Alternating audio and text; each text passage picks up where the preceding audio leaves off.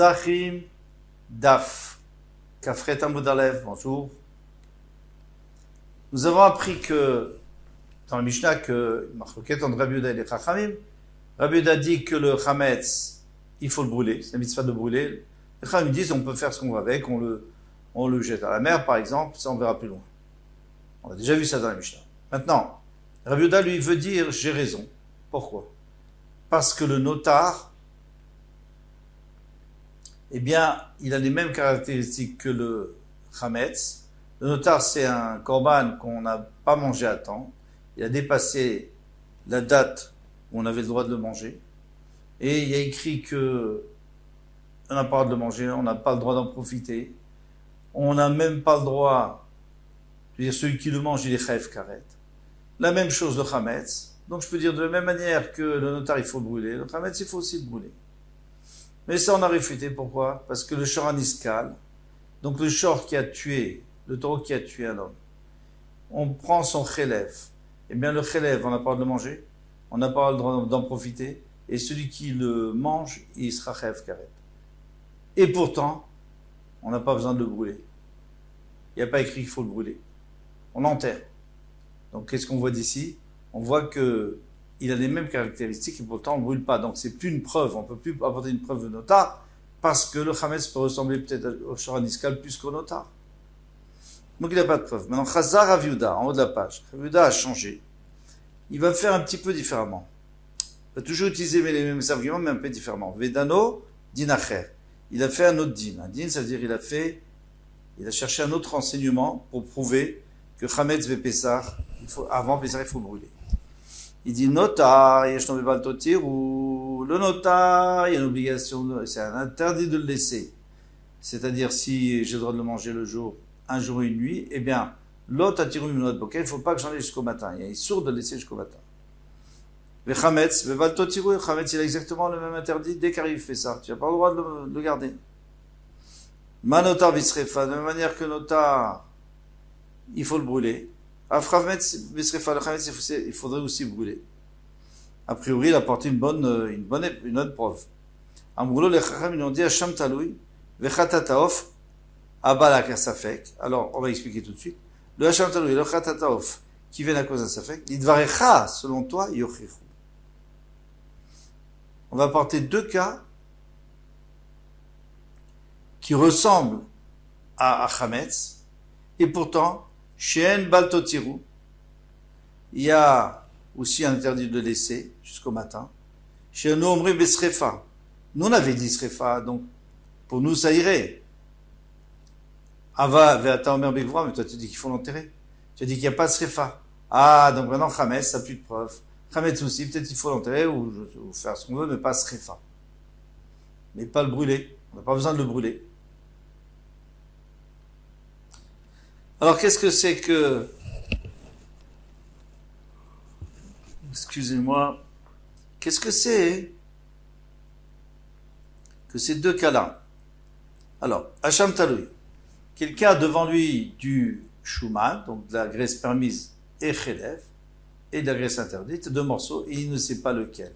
Il en a mangé un, mais il ne sait pas lequel il a mangé. Alors, tant qu'il n'a pas un moyen de savoir, il doit apporter un Hacham Taloui. Un Hacham Taloui, c'est-à-dire qui suspend la faute, si faute il y avait. Et le jour où il réalise, ou quelqu'un lui dit que que ce qui reste là, c'est par exemple un morceau de Chelev. Donc, s'il a mangé, c'est du Shuman, tant mieux. Et si c'était du Shuman, ce qui reste, donc ce qu'il a mangé, c'est du Chelev.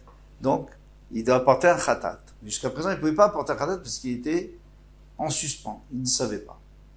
Maintenant, on est tous d'accord que ce Korban Hacham Taloui, on ne peut pas le manger. Pourquoi on ne peut pas le manger? Parce que peut-être que ce n'est pas un Korban du tout. Et dans ce cas-là, on a fait la Shkita dans la Zara d'un Choulin. On ne peut pas le manger. Le temps va passer.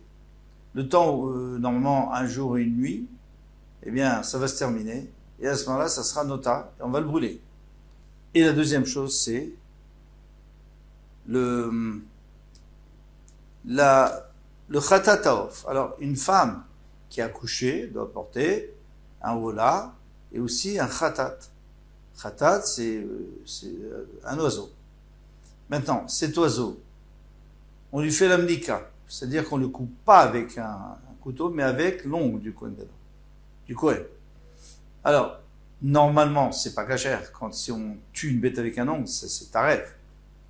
Mais là, exceptionnellement, pour le korban, c'est bon. Très bien.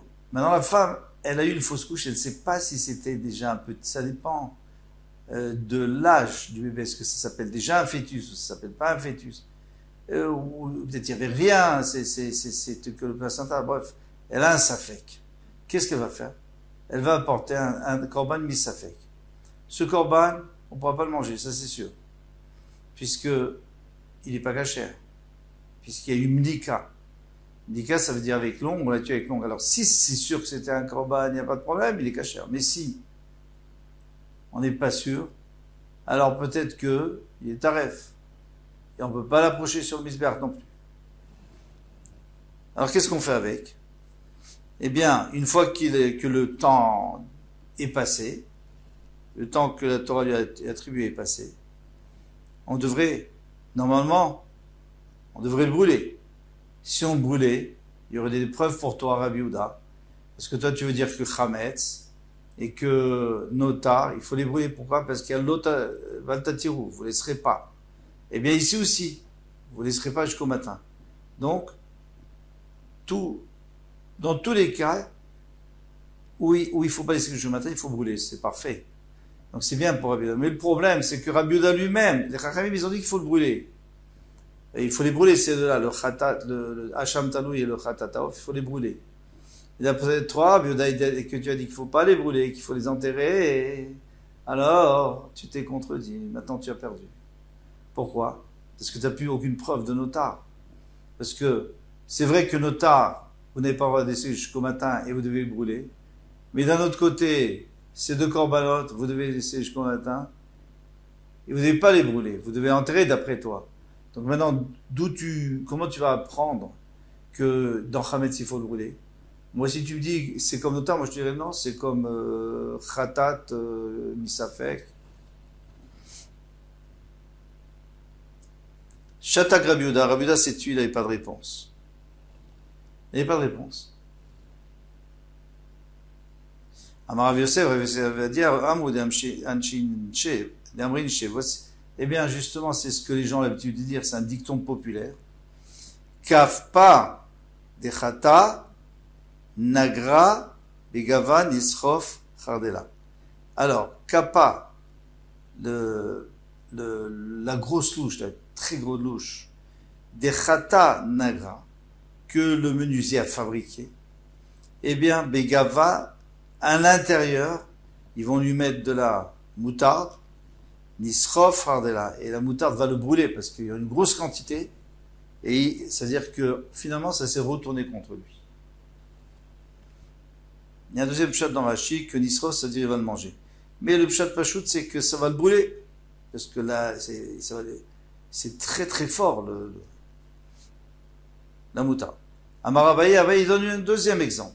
Sadna, Besadne Yativ. L'artisan qui a créé le sabot dans lequel on va enfermer les pieds du voleur, ou de celui qui est en prison, on lui enferme ses pieds pour pas qu'il puisse se sauver. Eh bien, un jour, si lui il vole, c'est lui ça va se retourner contre lui, et on va lui accrocher à lui. Alors, comment on traduit? Sadna, donc l'artisan, Besadne, avec son sabot, Yativ, il va s'asseoir. Midvil, Yade, Mishtalim. Le produit de ses mains, il va être récompensé entre guillemets, c'est-à-dire il va être puni. S'il n'avait pas fait, peut-être qu'on n'aurait pas pu l'attacher avec. Rava Amar, Rava donne un troisième exemple, ou dicton, Gira, Begiré. Gira, c'est celui qui fabrique, le forgeron qui fabrique les flèches. Begiré, avec ses flèches, Miktil, il va être tué le jour où il va recevoir une flèche. Midvil Yade Mishtelin. Donc, comme on l'a dit avant, il va être remboursé par ce qu'il a fait lui-même, par le produit de ses mains. Il y a deux problèmes sur ces trois exemples. Premièrement, pourquoi on en a besoin de trois? Qu'est-ce que tu veux me dire? Tu veux me dire que Rabbi Yehuda, en vérité, il aurait pu s'en sortir s'il n'avait pas annoncé qu'il fallait le khatataof, etc., et qu'il fallait les enterrer. S'il avait dit qu'il fallait les brûler, il n'y aurait plus de problème. Et maintenant qu'il a dit qu'il fallait les enterrer, alors il est coincé. D'accord, on a compris pourquoi 3 exemples. Première question. Deuxième question, ces exemples, ils ont l'air idiots. Pourquoi? Parce que qui dit que le forgeron, il va se faire tuer par une épée, par une flèche? Peut-être qu'il va mourir dans son lit. Il va peut-être se faire renverser par une voiture. Et qui dit que le menuisier, il va manger de la moutarde? On va le forcer à manger de la moutarde dans cette grande louche, etc. Donc voilà, ça c'est les 2 questions. On va répondre à la première. La première question. En réalité, Rav Yosef, il a donné un exemple. Bravo. Viens. Rabat, il dit, je suis pas d'accord avec ton exemple. Parce que dans ton exemple, toi tu as créé la louche. Mais c'est pas la louche qui va te brûler, c'est ce qu'on va mettre à l'intérieur de la louche. Donc ça ressemble pas à Rav Yehuda. Rav Yehuda, c'est ce qu'il avait créé qui s'est retourné contre lui. Alors, il dit, moi je préfère mon cas, moi, et c'est le cas des sabots. Le problème, c'est que va venir après Rabat, c'est qui est le prochain? Abaye. Lui va dire, pardon, c'était Abaye ça. Rava. Maintenant, lui va dire, moi je suis pas d'accord avec Abaye. Pourquoi? Parce que c'est pas joli de dire qu'il va voler. Ici, on est en train de parler de Rav Yehuda, qui est un grand sadique. C'est pas joli. Alors moi, je te donne quelque chose qui est mieux. Rava, lui, il a utilisé une flèche, c'est-à-dire la finesse de la Torah, mais cette flèche, elle s'est retournée contre lui.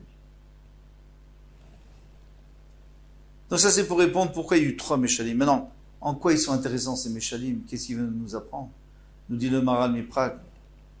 Eh bien, le premier, il vient nous apprendre que le Gehinam, parce qu'il y a écrit qu'il va se brûler avec ça. Le Gehinam, il n'est pas créé comme ça. C'est la personne qui crée. C'est-à-dire l'artisan qui a créé la louche dans laquelle on va mettre le feu. Eh bien, c'est lui-même qui va souffrir de ce feu. C'est-à-dire, le rachat qui a chauffé le Gehinam, c'est pour lui-même. Ils ne disent pas que le Gehinam, il a été déjà là et il l'utilise. Non, c'est lui qui l'a chauffé. Le deuxième cas, c'est le cas du sabot, là. Eh bien, c'est le Gilgoul. Quelqu'un qui voudrait remonter au ciel, on dit non, tu dois revenir en Gilgoul, tu es bloqué sur terre. Réincarnation. C'est la deuxième punition. La troisième punition, c'est la mort, bien sûr. Alors, on parle des chitzim, des flèches qui tuent. Quelqu'un ne peut pas dire qu'il est mort parce que, voilà, par hasard. Non. S'il est mort, c'est parce que lui-même, il a mérité. Sauf quand c'est une Xera Menachamaim qui n'a pas de rapport avec lui. Et on peut continuer. Alors, ici, il y a une grande marloquette dans notre Mishnah. Est-ce qu'on doit brûler, d'après Abuda, ou est-ce que, comme on a dit, les Chachamim, il suffit qu'ils l'émiettent, le pain, et ils le jettent au vent, ou à la mer? Demande à Gmara. Il vous pose la Gmara écrit Kamar. Qu'est-ce qu'il dit? Qu'est-ce qu'il veut dire? Mais Fazer Vezoré la Rouar.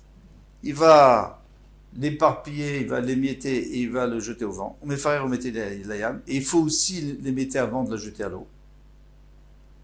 Pourquoi? Pour que quelqu'un puisse pas l'utiliser. Parce qu'il y a quelqu'un qui va peut-être le trouver, il va le manger. Un juif. Au dit non, ou peut-être mes Farer Vezoré la Rouar. C'est vrai qu'au vent, il faut pas envoyer du pain entier parce que c'est sûr que quelqu'un va le trouver et il risque de le manger. Aval, mais si tu mets dans l'eau, tu le mets tel qu'il est, parce que de toute façon, il va fondre et personne ne voudra le manger. Nami Gaber Avodazara. Pour Avodazara, on a dit la même chose. Quelqu'un qui a trouvé une Avodazara, eh bien, ou il avait une Avodazara dans sa maison, on lui a mis un goy, eh bien, qu'est-ce qu'il doit faire? Il doit Rabbi Yossi Omer, Shochek, il doit le moudre, Vezoré la Rouach, et l'éparpiller au vent. Parce que s'il le jette, il y a quelqu'un qui va le trouver, il va peut-être faire Avodazara dessus. On m'a dit la on va le jeter à l'eau. Ils se sont posé la question, les Chachamim, du Beth Midrash, qu'est-ce qu'il veut dire? Shochek veut la voir, il le moue et il le jette au vent. Il est parti au vent, et aussi, dans la mer, il faut d'abord le moudre. On dit, Shochek veut la voir, ou alors peut-être que il le moue et il le disperse au vent. Aval metilayam, mais quand il met dans l'eau, c'est intact. La même question que pour le Chametz. Amarava, Rava dit, Mistabra, Avodazara, Mistabak, Avodazara, que de toute façon, partout on a vu qu'il faut le jeter dans la mer morte. L'Oba et Shrika, on n'a pas besoin de la moudre. Pourquoi? Parce que de toute façon, qui va le trouver à la mer morte? Il n'y a aucun bateau qui passe là-bas, c'est pas possible. Chametz, Delishan, Narot Kazil, mais le Chametz qui va qu'on risque de jeter dans n'importe quel fleuve à côté de la maison. Bah et Pirour, là il faut l'éparpiller parce que peut-être que quelqu'un va le trouver avant qu'il fonde et il va le manger, quelqu'un de pauvre. Amalé Rav Yosef lui a dit à Draba, il fera Misavra. Mais non, c'est exactement le contraire qui est logique. Avodazara deloma misa, Avodazara qui ne font pas. Bah Shrika, tu es obligé de le moudre, sinon quelqu'un va l'utiliser. Chametz des mamis, le Chametz qui va fondre, l'Oba et Pirour, tu n'as pas besoin d'éparpiller. Donc exactement le contraire. Maintenant, Tanya Kavate des Rabba, Tanya Kavate des Rav Yosef. Tanya Kavate. Il y a une baïta qui va comme Rav Yosef, une qui va comme Rabba. Comme Rav Yosef, c'est quoi? C'est que la Vodazara, on n'a pas besoin, il faut la moudre, et pas le pain. Il y en a qui disent comme Rabba, qu'il faut moudre le pain, mais pas la Vodazara. Si on la jette à la mer, bien sûr. Si on jette au vent, c'est sûr qu'il faut moudre tout, parce qu'au vent, il faut qu'il n'y ait plus rien. Mais si tu jettes à la mer, pas besoin. Il y en a une qui dit comme Rabba, il allait dans le désert, il a du pain, et c'est juste avant Pessah, alors il le disperse. D'abord, il émiette, et après, il le disperse au vent. Ayam el Besfina, s'il était en bateau, mais Farer, ou met-il Ayam? La même chose, il écrase et il le jette dans la mer. Donc qu'est-ce qu'on voit d'ici? On voit comme Rabat, que lui il avait dit que la Vodazara, on n'a pas besoin. C'est la Tania Kavate de Rav Yosef, une braïta qui dit comme Rav Yosef, Ayam el Abba, il est dans le désert, Shochek, Vezore la voir. Il doit moudre la Vodazara et l'éparpiller au vent. Ayam el Abesvina, maintenant c'était en bateau. Shocher Gumati Layam, il doit aussi, avant de le jeter à l'eau, il doit d'abord le moudre. Shrika les Rabba Lokashia. Donc maintenant il y a une kushia, parce que chacun a apporté sa preuve. Alors qu'est-ce qu'on fait pour l'autre? Shrika les Rabba Lokashia, il dit, même si Rabba lui l'avait dit, que dans la Vodazara, on n'a pas besoin de moudre. Et il y en a une qui dit qu'il a besoin de moudre. Alors il dit, bien sûr, si c'est Yamamelach, on n'a pas besoin de moudre. Allez, Charnéot, mais si tu mets dans un fleuve, quelqu'un peut tomber dessus. Pirour, maintenant on vient à Chometz. Pirour, le Rav Yosef lo kashia. D'après Rav Yosef, c'est pas une kashia. Qu'est-ce qu'il avait dit Rav Yosef? Il a dit que pour le pain, c'est mistaber, on n'a pas besoin, puisque de toute façon il va s'abîmer, il va se détériorer dans l'eau. Ah, pourtant on a porté une braïta contre lui. Lokashia, Aïleyam Amelach. Pardon, où suis-je? Pirou Rav Yosef Lokashia, Abechite, Abenahama. Si c'est du pain, tu n'as pas besoin, tu le jettes et ça fond, c'est fini. Mais si c'est du blé, non. Donc tu ne peux pas jeter un sac de blé. Tu dois l'éparpiller.